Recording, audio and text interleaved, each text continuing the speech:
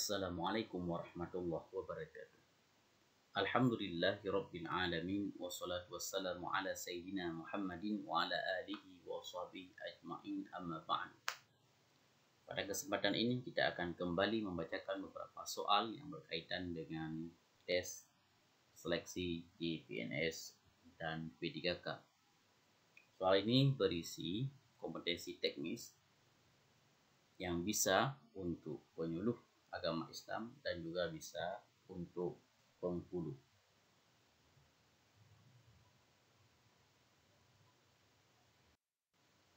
Bismillahirrahmanirrahim. Kita baca soal yang pertama.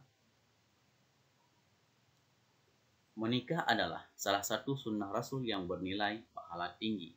Kewajiban menikah bagi umat muslim juga telah dijelaskan dalam Al-Quran serta Al-Hadis. Namun tentunya menikah juga tidak boleh dilakukan asal-asalan. Terdapat hal-hal yang perlu diperhatikan demi terciptanya kebahagiaan kehidupan setelah menikah. Salah satunya perkara memilih jodoh. Seorang laki-laki yang hendak menikahi wanita sebaiknya mempertimbangkan 4 kriteria, yakni agama, nasab, kecantikan, dan harta. Namun yang paling utama adalah memilih berdasarkan agama yang baik. Berikut ini wanita yang tidak boleh dinikahi adalah: A. Wanita musyrik. B. Wanita yang sudah selesai masa iddahnya. C. Wanita yang pernah ditalak 3 kemudian pernah menikah dengan orang lain. D. Wanita perawan. E. Wanita janda. Jangan lupa yang perlu dilihat dari soalan, inti dari pertanyaan soal adalah wanita yang tidak boleh dinikahi. Ya, jawabannya adalah A. Wanita musyrik.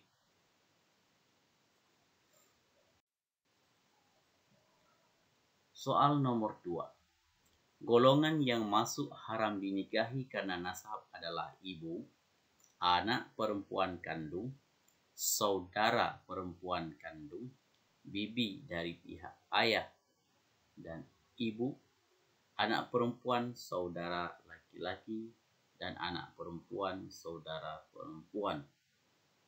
Menantu tidak boleh dinikahi karena A. Ada hubungan perkawinan. B. Ada hubungan susuan. C. Ada hubungan darah. D. Teman. E. Baik dan perhatian. Jadi yang ingin ditanyakan dalam soal yang kedua ini adalah alasan tidak boleh dinikahi menantu. Alasannya adalah A. Karena ada hubungan perkawinan.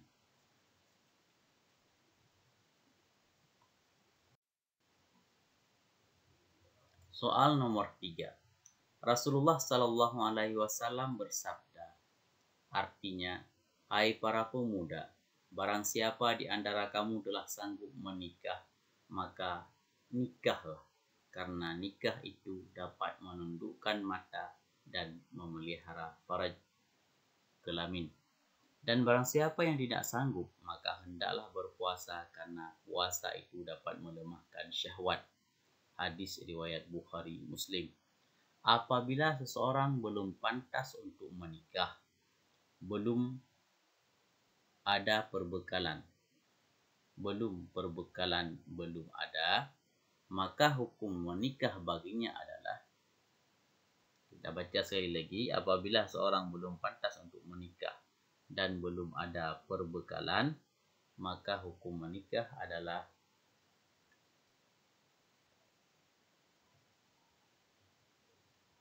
jawabannya adalah C. Makruh.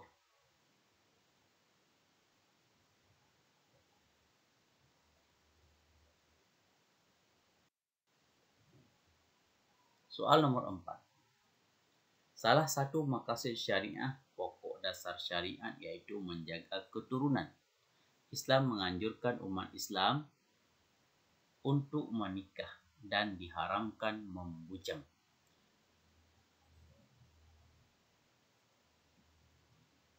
Islam melarang mendekati zina dan menutup sarana-sarana yang menjurus kepada perbuatan kotor tersebut. Islam juga mengharamkan perzinaan yang berbalut dengan sampul pernikahan atau pelacuran menggunakan baju kehormatan. Nikah mut'ah adalah A. Perkawinan untuk masa selamanya, B. Perkawinan sampai tua, C. Perkawinan sampai mati, D. Perkawinan untuk masa yang ditentukan atau kawin kontrak, E. Perkawinan pada anak yang masih kecil. Maka maksud daripada nikah mut'ah adalah jawabannya D. Perkawinan untuk masa yang ditentukan. Adapun kawin kontrak.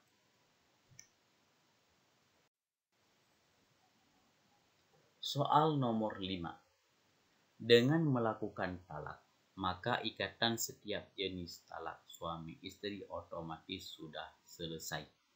Ketika ketidakcocokannya antara pasangan sudah tidak bisa dicari titik temunya, maka memutuskan cerai mungkin menjadi jalan terbaik. Setiap jenis talak harus memenuhi rukun talak. Perceraian biasanya menggunakan salah satu jenis talak. Macam-macam talak biasanya dibagi sesuai dengan masa iddah dan boleh tidaknya suami rujuk dengan sang istri. Talak yang menyebabkan suami tidak boleh lagi rujuk kepada istri adalah A. Talak raj'iyah, B. Talak tebus, C. Hadanah, D. Talak bain, dan E. Fasakh. Maka jawabannya adalah D. Yang benar adalah talak bain. Di mana talak bain adalah talak yang dijatuhkan oleh suami semua talak, yaitu 3 talak dan tidak boleh lagi rujuk. Soal nomor 6. Sebelum Islam datang, orang-orang Arab kerap menggunakan sumpah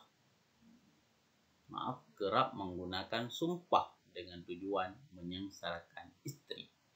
Caranya, mereka bersumpah untuk tidak akan mendekati istri mereka dalam tempo 1 tahun atau lebih. Sumpah dari suami kepada istri bahwa suami tidak akan mencampuri istrinya selama 4 bulan disebut A. Zihar, B. Li'an, C. Ila, D. Fasakh, dan E. Khulu'. Inti yang ditanyakan dari soal ini adalah sumpah dari suami kepada istri bahwa suami tidak akan mencampuri istrinya selama 4 bulan disebut. Jawabannya adalah C, yaitu ila. Soal nomor 7. Putusnya akad nikah dari suami atau pengadilan dengan kata talak atau yang sejenisnya merupakan pengertian dari A. Rujuk, B. Talak, C. Iddah, D. Fasakh, E. Khulu'. Putusnya akad nikah dari seorang suami atau pengadilan dengan kata talak atau yang sejenisnya merupakan pengertian dari B. Talak.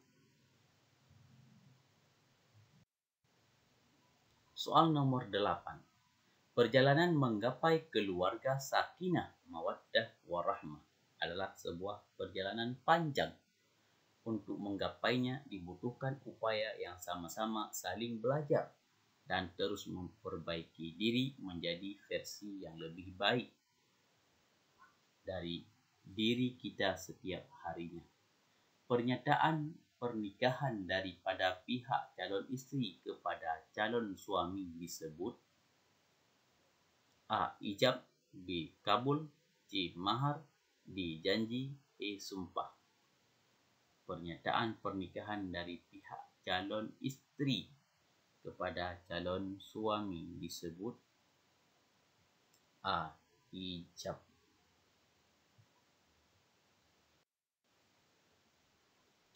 Soal nomor 9.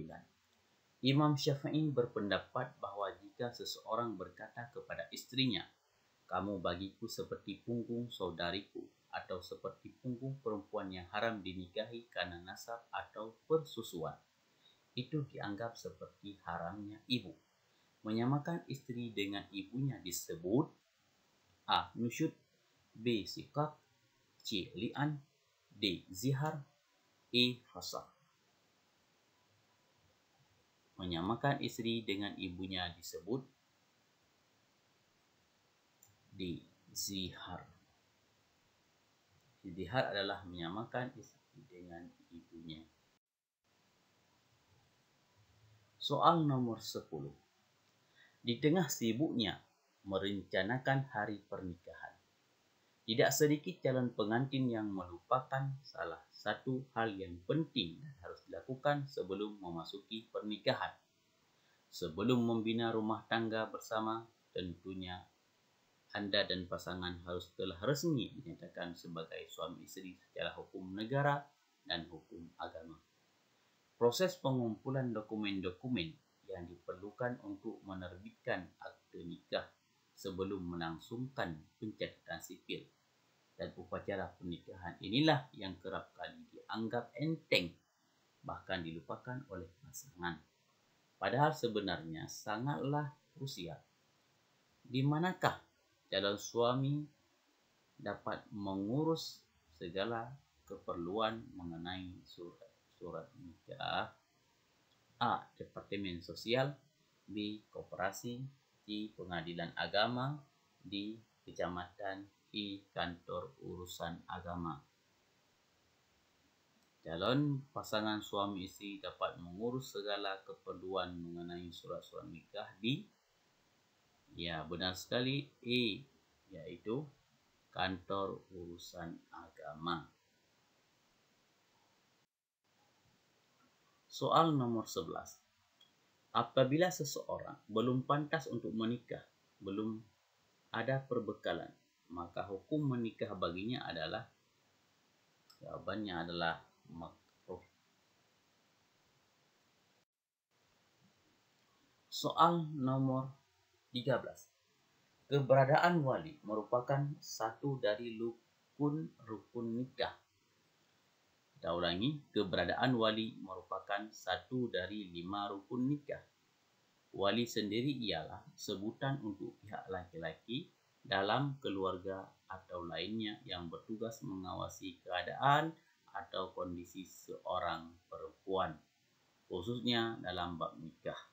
Jika calon istri tidak punya ayah, maka yang paling berhak menjadi wali adalah A. Ayah tiri, B. Paman dari ayah, C. Kakek dari ayah, D. Kakek dari ibu. Jika tidak ada ayah, maka yang menjadi wali nikah adalah C. Kakek dari ayah. Wallahu a'lam bishawab. Di mana ada kesalahan, kesilapan, kami mohon maaf. Mudah-mudahan ini bisa menjadi manfaat bagi para kawan-kawan yang akan mengikuti tes seleksi CPNS maupun P3K. Mudah-mudahan Allah Subhanahu wa taala memberikan keberkahan kepada kita semua. Amin ya rabbal alamin. Assalamualaikum warahmatullahi wabarakatuh.